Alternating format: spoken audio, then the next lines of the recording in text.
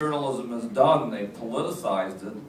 But what is really Orwellian about what they've done, newspeak, is they run around calling themselves fair and balanced media.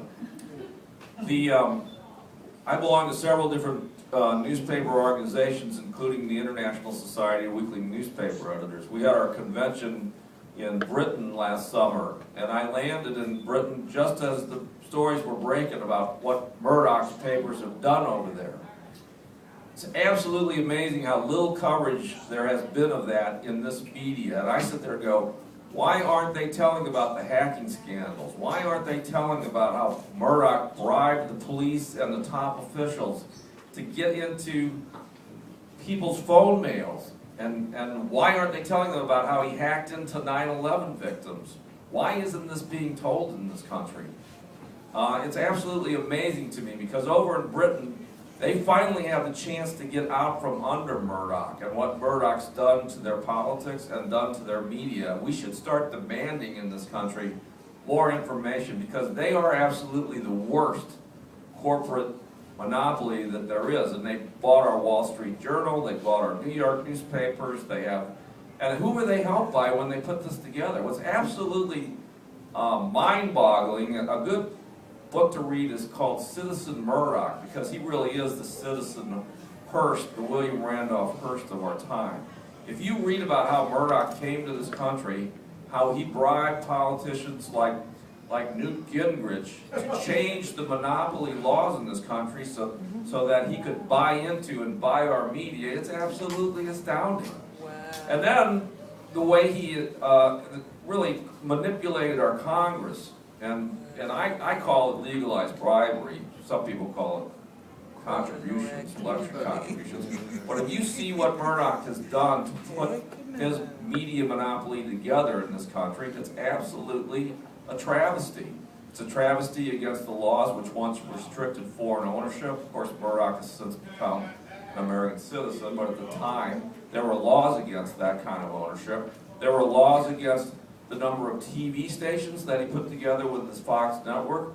Of course, St. Louis once had a Fox, but they still call it Fox, but he decided that that station wasn't producing enough profit, so he shut that so he could buy other TV stations.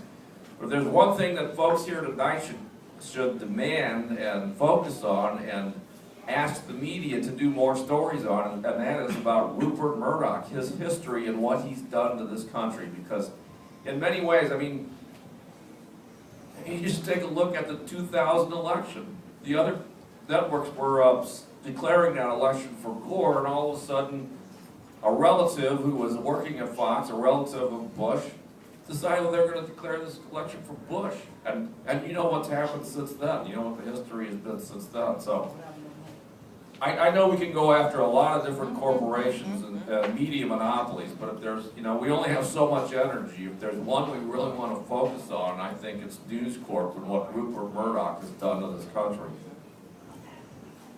The other thing, I know that there's a lot of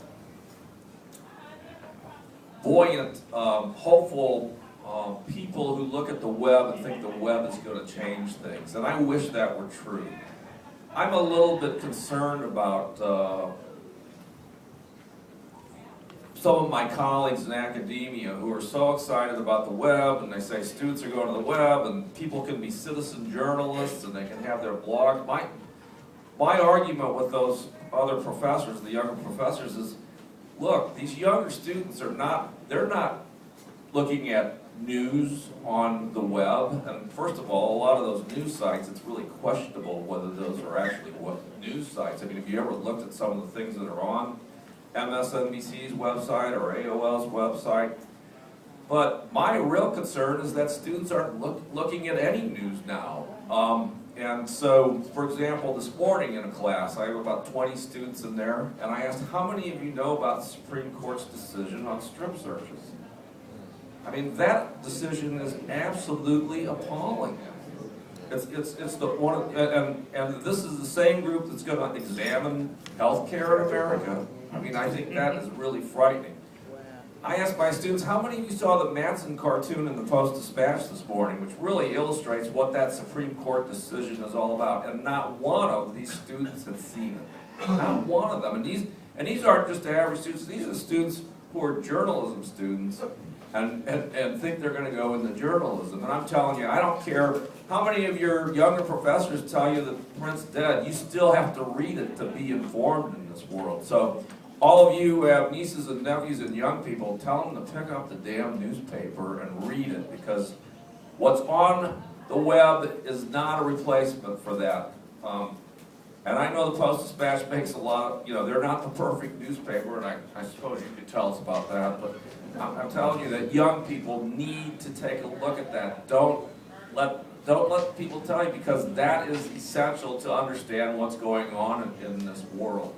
So I want to leave you with some hopeful things, and one of those hopeful things is that look to community journalism. Look to grassroots journalism that isn't controlled by big corporations that are only worried about profits. And get together with your friends and start your own community newspaper. They're really not that hard to do, and get your voices out there. There are alternatives to the big corporate media. So I'll conclude with three things. One, there's only so much energy to go around. If you want to really go after somebody, go after Murdoch and Fox News and News Corp, because they are just a scourge on this country.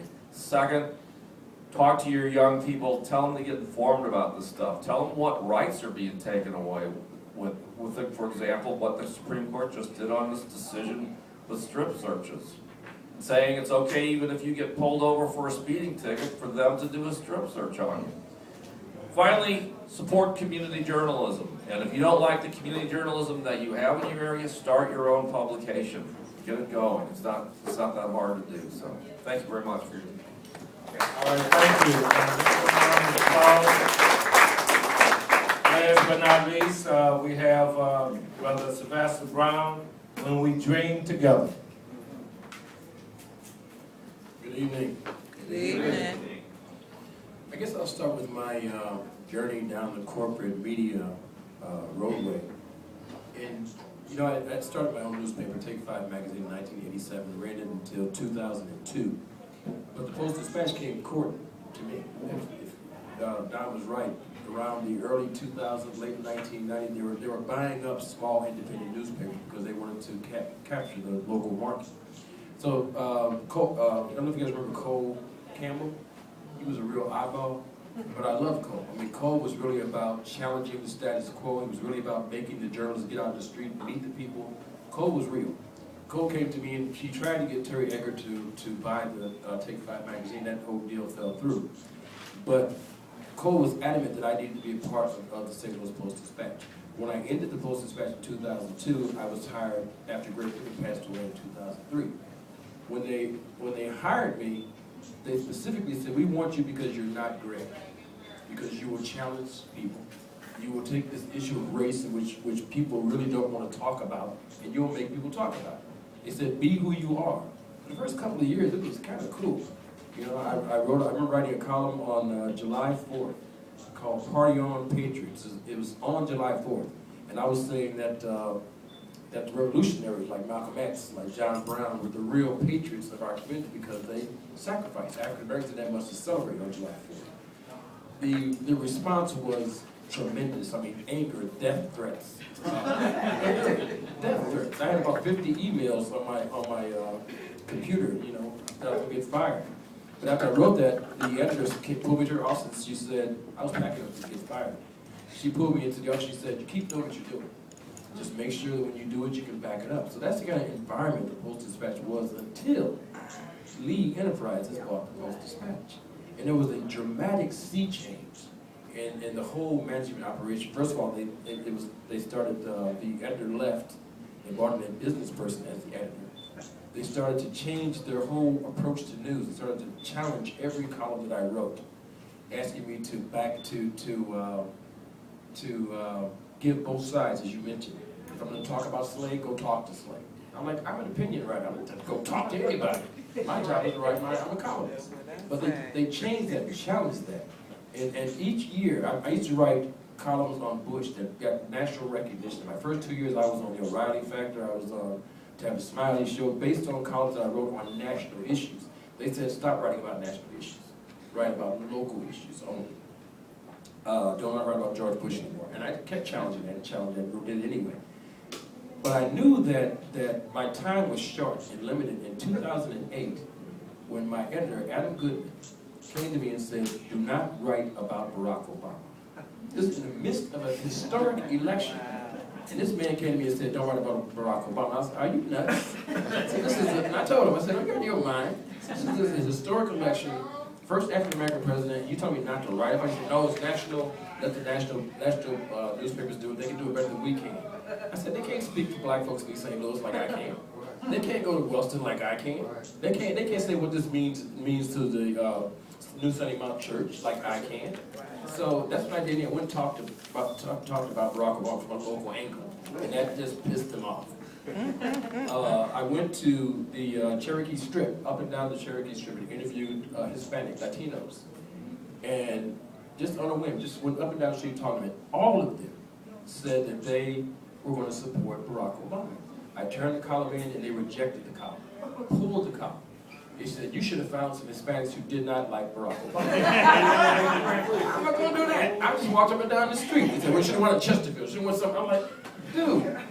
So I'm supposed to manufacture the news, you know, to do this whole fair and balanced thing. But that was their mantra then. You know, they were very afraid they were going to be sued. Reporters were under constant fear they were going to lose their job. And you know, just stopped taking risks. They ran everything by the mayor's office. And to this day, if you look at the news about Slade's office, it always has a Slade spin on it. You know? Yeah. You have African American aldermen speaking against him, but they'll always have the Slade spin, where Slade always comes out being right. I don't care if it's the Paul McKee deal. I don't care if it's the hospital deal. They always make it a point that they get the administration to prove. To me, that's not news. That's not challenging the status quo. That's not challenging the power of the be. So after I got fired, I found it a great relief because I was, you know, independent. I was a relief until I went broke, and I missed a steady paycheck. But yet still, I'm still fascinated by this whole new arena of developing and creating your own news source and doing things independently. I really like what you said about community journalism, but it comes at a price. It's a struggle. News as we know it has changed. There's a writer, Eric Bagdikian, I think his name is. Bagdikian. He wrote a book called The Media Monopoly. He wrote it in 1983. At the time, 50 major corporations owned all the media. He revised the book, I think, in 1992, and by that time it was less than 2 dozen. They revised the book again in 2004. He came out with the fact that 5 major corporations own the majority of the news. 5 major corporations own what we see, hear, and view. That's a scary, scary thought. Like Don, I am appalled that Fox News has got this position of prominence in the news. It's beating out CNN as far as viewership. To me, they're nothing more than paid prostitutes.